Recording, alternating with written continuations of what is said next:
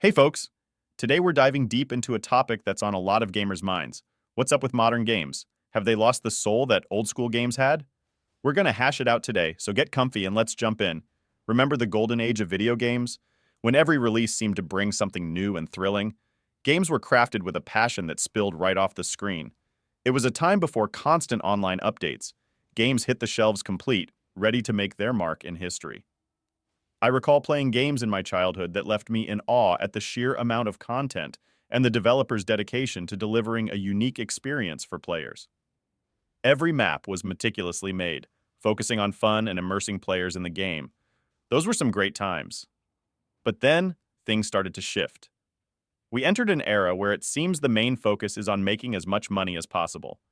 Games began to feel more like mass-produced products, lacking the essence that older games had. It's not hard to remember the first game where we saw excessive bugs, and unfortunately, this has become more and more common, to the point where it's rare to see a game that's launched in a good state.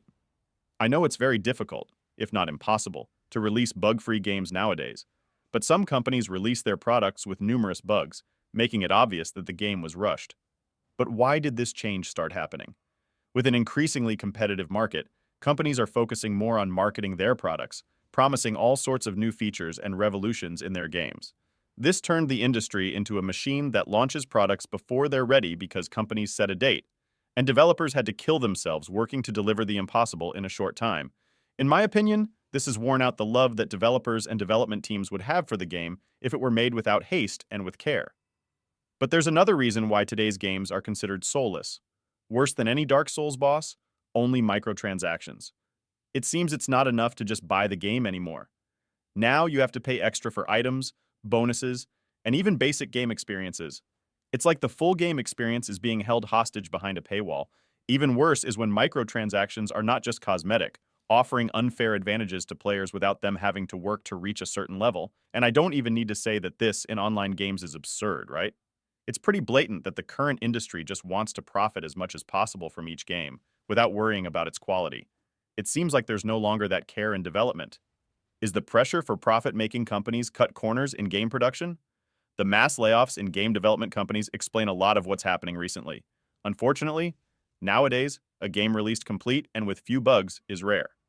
Comparing with the old game industry, we notice a big difference in approach and care for the products. But is this current trend definitive?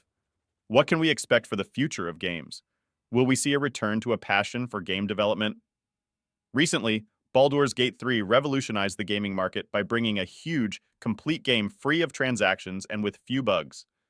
No wonder the game won over the public, gaining a crowd of new players and proving to the gaming industry that the audience is tired of mediocrity in their products.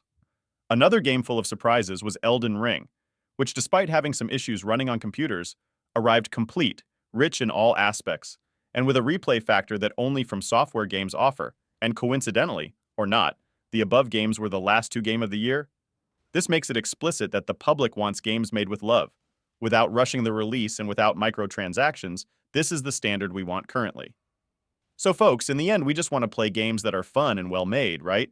Here's our plea to developers and the industry. Remember what makes a game special. And you, what do you think about this whole situation? Comment which game was a disappointment for you, leave a like, and subscribe to the channel. Thanks everyone, see you in the next video.